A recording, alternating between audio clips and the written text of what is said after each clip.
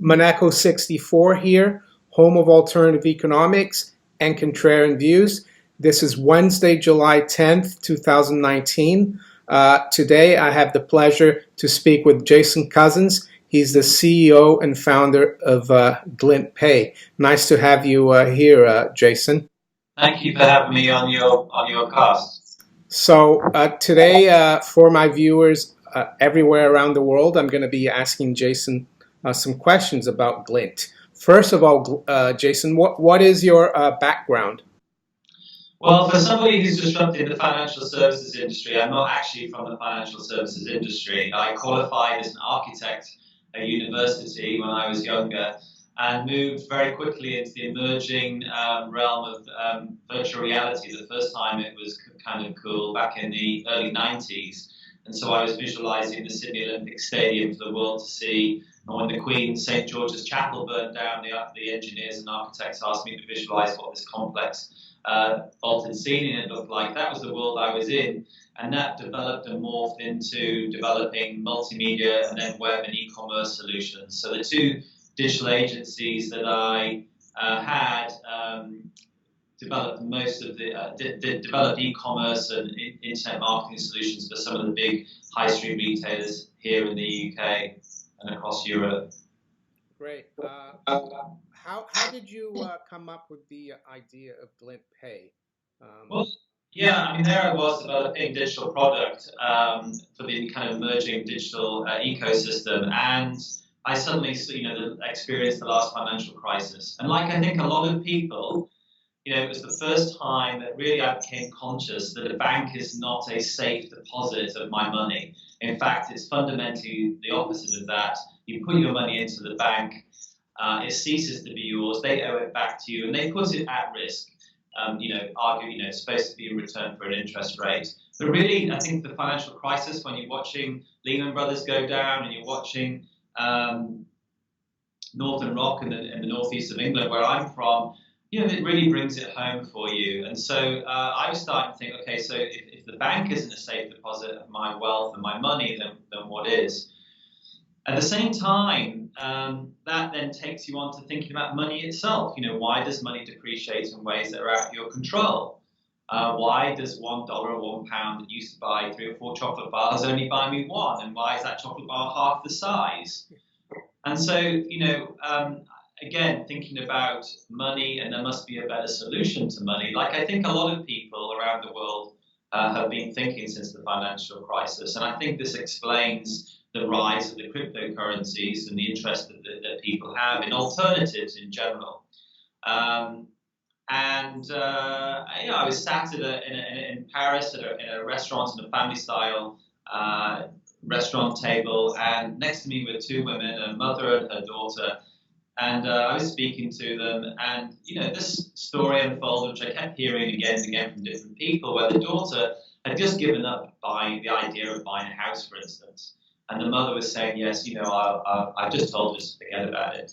And I was thinking, this is really terrible, that the monetary system is not serving the needs of most people in this world.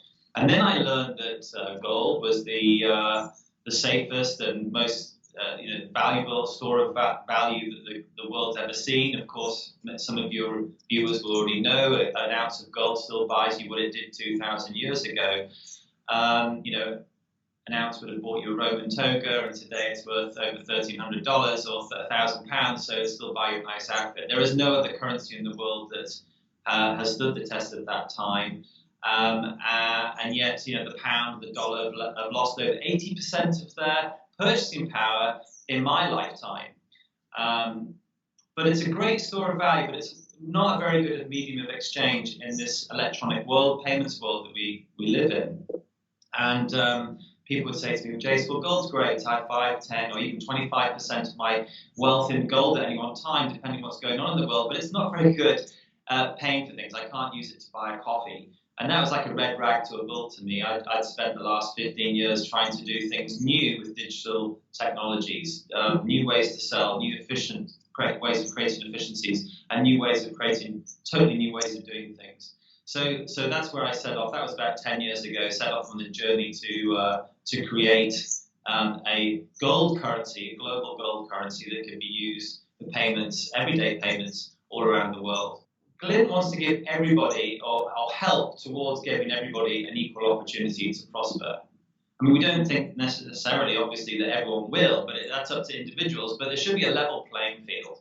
And we think that the first step in helping deliver that world is to deliver a reliable gold currency that can be used by everyone on the. Can you tell us who are the major backers of the Glint project, Glint Pay project?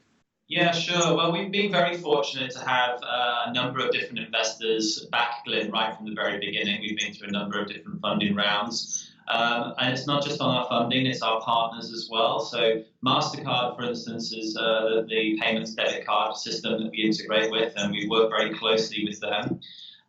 Lloyds Bank in the UK are where all of our client fiat currencies are held in segregated and safeguarded accounts. Brinks is the world's renowned vaulting company where all the client gold, which is physical gold allocated to them, is stored and insured.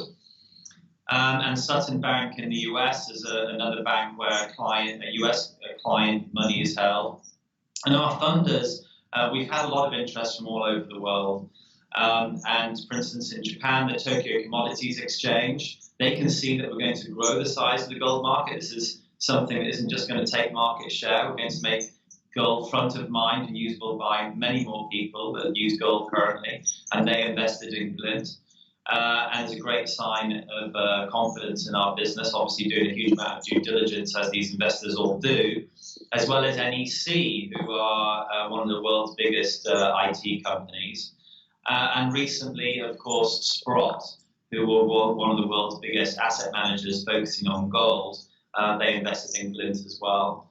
Alongside, right from the very beginning, we had a VC called Bray Capital who also supported us. And without them, we wouldn't have Glint off the ground. So we're very, very thankful to all the investors. We also have about 120 individual investors. And I don't want to forget them because, of course, they're equally as important as the institutions.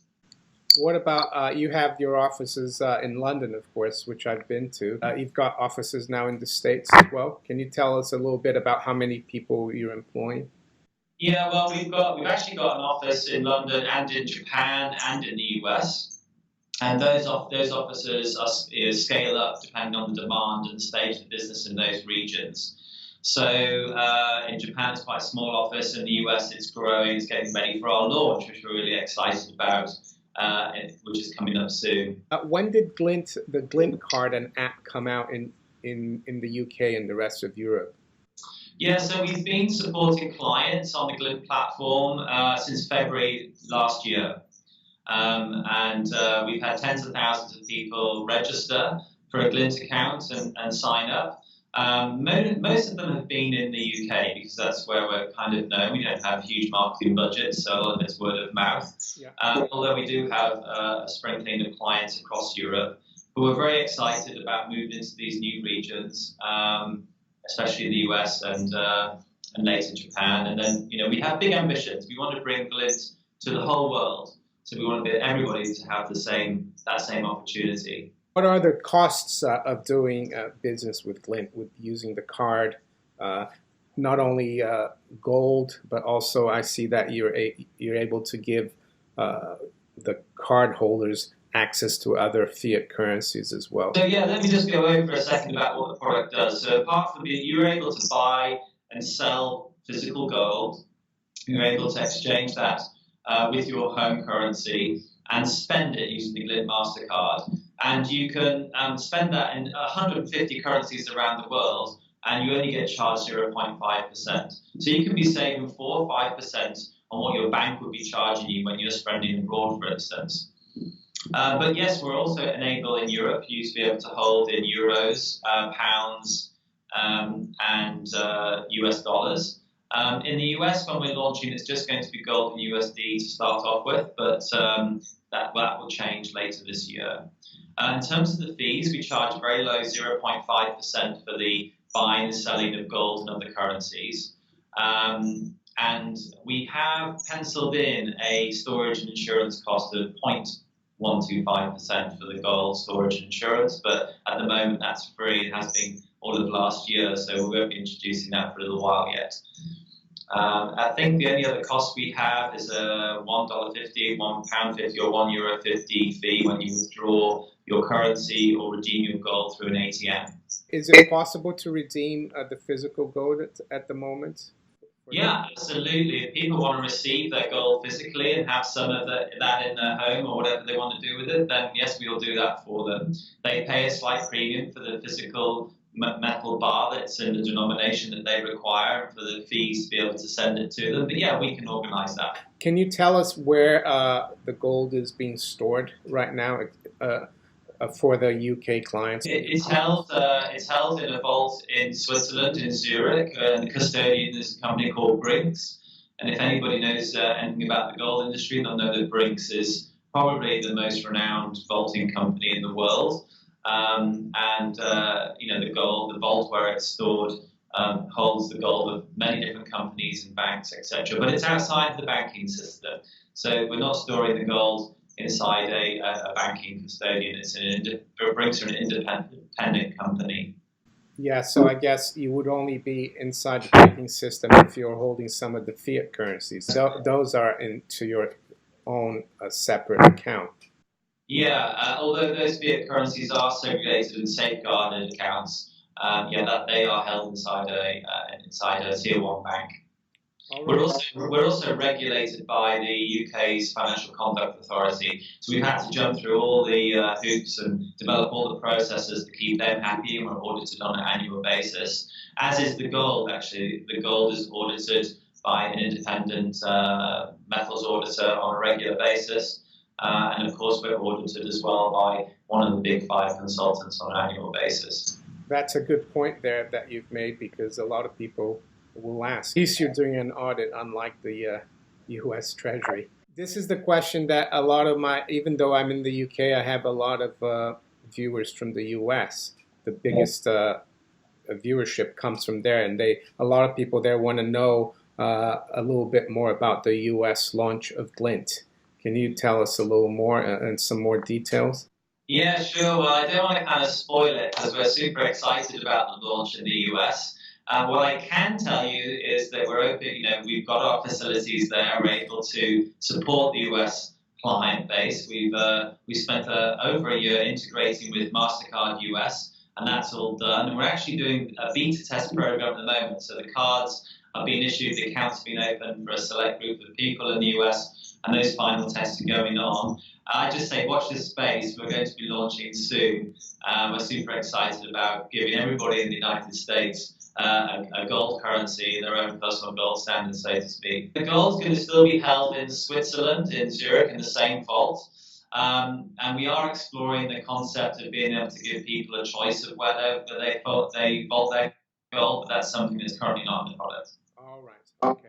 So you will be announcing that soon, I guess. Hopefully, the launch of the US. Well, we will. We'll keep you up to date. You'll be the first to know. The other question I wanted to ask you: how is Glint different from your major competitors? Because a lot of times I get questions about that. Other companies do this before. Can you tell us how Glint is superior and different?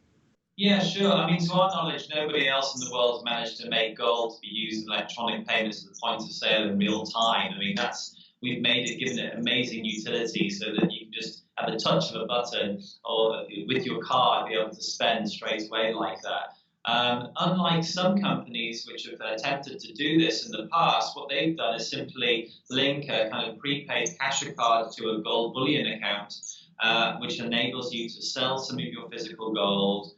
For the proceeds of that sale to be deposited on a card. Well, I kind of felt that wasn't good enough, because now I can only spend the cash, the fiat currency, the dollars or the euros or the pounds that is on my card, no matter how much gold I've got. With Glint, you can spend the gold that you've got in your account without having to kind of sell it first. We deal with it all in real time, all within 200 milliseconds. So I think that that's the unique thing, and to our knowledge, we don't have any competitor in the world on that. Tell us also, for U.S. viewers, they can open an account right now. The only thing that they can't have right now is a card. So they technically they can open an account and have gold with Glint, right, on their app. Yeah, technically they can. I mean, the app really wasn't designed for people to be, buying and selling physical gold. It was really designed as a kind of, liquid current account for people holding gold. And so without the card, I don't think it's adds the most value to people. And I just say, watch this space. Like really soon, you'll be able to download the new version of our app as well, because we're not just launching in the US. We're actually launching a new version of our app, which takes the learnings from the first 10 months of having clients on our platform and improves the usability, makes it easy to use a bit more. So they'll have that and the ability to have a card too. And we're also super excited about in the near future also launching peer-to-peer or person-to-person payments. So hopefully, I'll be able to send gold to you and you'll be able to send gold to your friend. And we're actually at that point not just challenging the banks and the payment card systems and money itself, but we're challenging everything there. Great, Jason. It was really nice to speak with you. Great to speak to you too. Yeah, and I think the viewers are going to be excited to, especially in the US, to know that the Glint card is coming there soon. Okay, well, make sure you know when the day it's launching, and you can tell everybody when that happens. Great. Thank you very much, and have a great day, Jason. And you. Thank you. Bye-bye. Bye.